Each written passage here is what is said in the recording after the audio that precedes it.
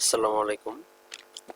আমরা এখন পর্যাবৃত্ত গতির ঢাকা বিশ্ববিদ্যালয়ে আসা কিছু প্রশ্ন সলভ করব। এখানে প্রথম প্রশ্নটা কি বলছে? একটি কণা এ বিস্তারের সরলসন্ধিত স্পন্দনে স্পন্দিত হচ্ছে। সাম্যাবস্থা থেকে কত দূরত্বে কণাটির বিভব শক্তি তার মোট বিভব শক্তির 1/4 হবে। এখন ধরলাম এই হচ্ছে একটি কণা, এটা হচ্ছে তার সাম্যাবস্থা, এবং সে যখন দুলতে থাকে এটা হচ্ছে ধরো সর্বোচ্চ অবস্থান, এটাকে আমরা এ ধরলাম, বিস্তার এ। এখন আমরা জানি কি কোনো বস্তু যখন উপরের দিকে যায় তখন তার বিভব শক্তি বাড়তে থাকে এবং সর্বোচ্চ অবস্থানে বিভব শক্তি সর্বোচ্চ। এখন আমরা বিভব শক্তির সূত্রটা কি জানি? EP is equal half k square. আসলে মূলত শক্তির সূত্রটা হচ্ছে হাফ কে এক্স স্কোয়ার। এখন এক্স হচ্ছে এখানে সর্বোচ্চ দূরত্ব, মানে অতিক্রান্ত দূরত্বটা হচ্ছে এক্স। যেহেতু বিভব শক্তির বেলায় সর্বোচ্চ দূরত্বটাকে আমরা এ বলি বিস্তারকে, তাই এক্স এর জায়গায় আমরা এ বসালে হাফ কে স্কোয়ার পাই। এখন এই যে এই অবস্থানটা হচ্ছে বিভব শক্তি সর্বোচ্চ। এখন বিভব শক্তি তার সর্বোচ্চ বিভব শক্তির 1/4 হইতে হলে তো নিশ্চয়ই বস্তুটাকে এদিকে আসতে হবে, কারণ এইদিকে যত যাবে বিভব শক্তি কমবে, গতিশক্তি বাড়বে। ধরলাম এই যে অবস্থানটা, এখানে বিভব শক্তি হবে মোট বিভব শক্তির 1/4। এখন আমরা তো মূলত এই যে এই দূরত্বটা বের করবো, এই যে এক্স। এখন ধরলাম বর্তমান বিভব শক্তি হচ্ছে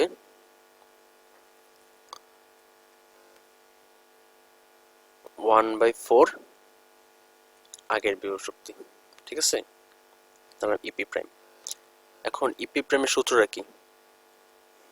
হাফ কে এক্স স্কোয়ার 1/4, আর এই যে সর্বোচ্চ বিভব শক্তি হচ্ছে হাফ কে স্কোয়ার।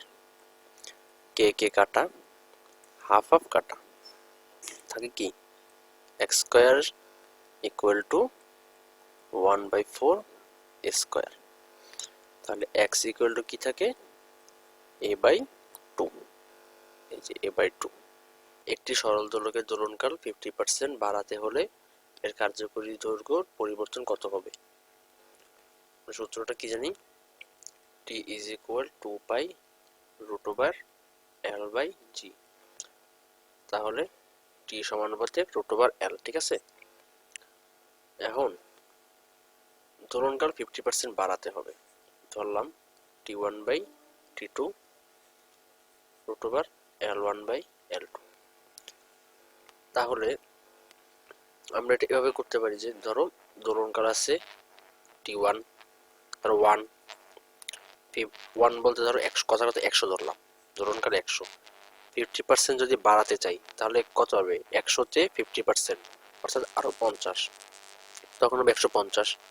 তো 100 আর 150 ভাগ করলে কত থাকে? 10/50। তো 5 দিয়ে ভাগ করলে 2/3, ঠিক আছে? এখন তুমি যদি এভাবে না করে 1 চিন্তা করো, ধরো প্রথমে আছে t1 অর্থাৎ 1, পরবর্তীতে আমি যদি 50% বাড়াই তাহলে হবে 1.5। তাহলে এভাবে করো যে নিচে হবে 1.5 t1 ইকুয়াল।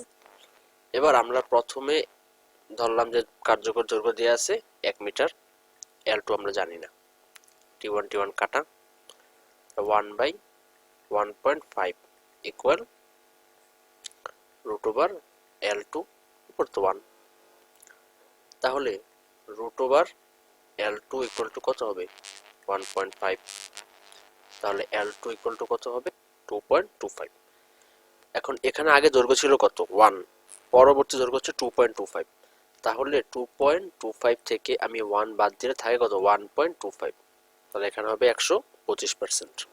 একটি সরলসন্ধিত গতিতে স্পন্দনরত দুটি কণার সরণ, একটা আছে x1 x2, একটা হচ্ছে a sin ওমেগা t, একটা a cos ওমেগা t। এদের মধ্যে দশা পার্থক্য কত? এখানে ধরো x1 equal to a sin omega t. x2 equal to a cos omega t, অর্থাৎ a sin omega t plus pi by 2। আমরা জানি ত্রিকোণমিতির সূত্র, sin something plus pi by 2 থাকলে এটা cos হয়ে যায়। আর সরণের সাধারণ সমীকরণ এটাই যে x equal to a sin বা a cos omega t plus এটা হচ্ছে দশা, অর্থাৎ পাই বাই 2 হচ্ছে অ্যান্সার। সরল দোল গতি সম্পন্ন একটি কণার বিস্তার 0.02 মিটার, কম্পাঙ্ক 2.5 হার্জ, সর্বোচ্চ দ্রুতি কত? আমরা সর্বোচ্চ দ্রুতির সূত্র কি জানি? Vmax is equal omega a। কৌণিক বেগ দেওয়া নাই, তাহলে আমরা এখানে কি লিখতে পারি? 2 pi by t into a। দেয়া আছে কি? কম্পাঙ্ক, অর্থাৎ 2 pi f into a। 2 pi f এর মান কত? 2.5, এর মান 0.02। অ্যান্সার হবে 0.314 ms ইনভার্স। এটা হচ্ছে অ্যান্সার। একটি তারের ভেতর দিয়ে সাইনোসয়েডাল তরঙ্গ প্রবাহিত হলে তারের কণার সর্বোচ্চ দ্রুতি vs। তারের একটি কণার সরণ সর্বোচ্চ সরণের অর্ধেক হলে কণার দ্রুতি কত?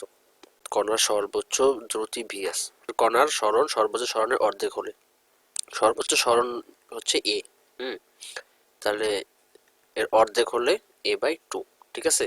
তাহলে সর্বোচ্চ সরণের অর্ধেক যদি সরণ হয় তাহলে কণার দ্রুতি কত? আমরা জানি কি v equal omega root over square minus x square, ঠিক আছে? আচ্ছা, তাহলে v equal omega root over square minus square by 4, omega 4 square minus square, অর্থাৎ v equal to omega root over 3 square minus square by 4, আর v equal omega root 3 a by 4। তাহলে v equal omega a root 3 by 2, এখানে 2 হবে। Omega a হচ্ছে সর্বোচ্চ দ্রুতি vs, অর্থাৎ vs root 3 by 2, এই হচ্ছে অ্যান্সার, অর্থাৎ যে রুট 3 বাই 2 vs, এটা হচ্ছে অ্যান্সার। একটি সরল দোলকের পৃথিবীর কেন্দ্র দিয়ে নিয়ে গেলে দোলনকাল আমরা জানি t সমানুপাতিক 1 বাই রুট ওভার g। এখন পৃথিবীর কেন্দ্রে অভিকর্ষ স্তর 0, 1 বাই রুট ওভার 0, অর্থাৎ t সমানুপাতিক 1 বাই 0। 1 বাই 0 এর মান হচ্ছে অসীম, অর্থাৎ t হবে অসীম। এখানে এই সমীকরণটির শরৎসন্ধিত স্পন্দন বর্ণনা করে, এর কৌণিক কম্পাঙ্ক ওমেগার মান কত? তাহলে সাধারণ সমীকরণটা কি ছিল? t square x dt square plus omega square x equal to 0। তাহলে এখানে কিছু নাই, অর্থাৎ এই 4টাকে দূর করতে হলে 4 দিয়ে পুরোটাকে ভাগ করতে হবে। তা 4 দিয়ে যদি ভাগ করি কি হয়? t square x dt square plus 4x equal to 0। তাহলে এটা হচ্ছে ওমেগা স্কয়ার ইকুয়াল টু 4, তাহলে ওমেগার মান হবে 2, 2 রেডিয়ান পার সেকেন্ড। সরল দোল গতিসম্পন্ন একটি বস্তু যখন তার সাম্যাবস্থা থেকে 2 সেন্টিমিটার দূরে, তখন তার গতিশক্তি স্থিতিশক্তির 3 গুণ। বস্তুটির দোলনের বিস্তার কত? অর্থাৎ আমরা এ বের করব। এখানে কি বলছে? বলছে যে এই হচ্ছে একটা সাম্যাবস্থা, এই হচ্ছে বিস্তার। বস্তুটি সাম্যাবস্থান থেকে 2 সেন্টিমিটার দূরে, অর্থাৎ ধরলাম এটা হচ্ছে 2 সেন্টিমিটার, তার বস্তুটা এখানে আছে, তখন তার গতিশক্তি স্থিতিশক্তির 3 গুণ। অর্থাৎ এই অবস্থানে গতিশক্তি হচ্ছে স্থিতিশক্তির 3 গুণ, ঠিক আছে? তাহলে আমার বের করতে হবে কি? বিস্তারটা, অর্থাৎ এই যে পুরো দূরত্বটা এই এর মান কত। এই অবস্থানে গতিশক্তি কি হবে, স্থিতিশক্তির 3 গুণ, ঠিক আছে।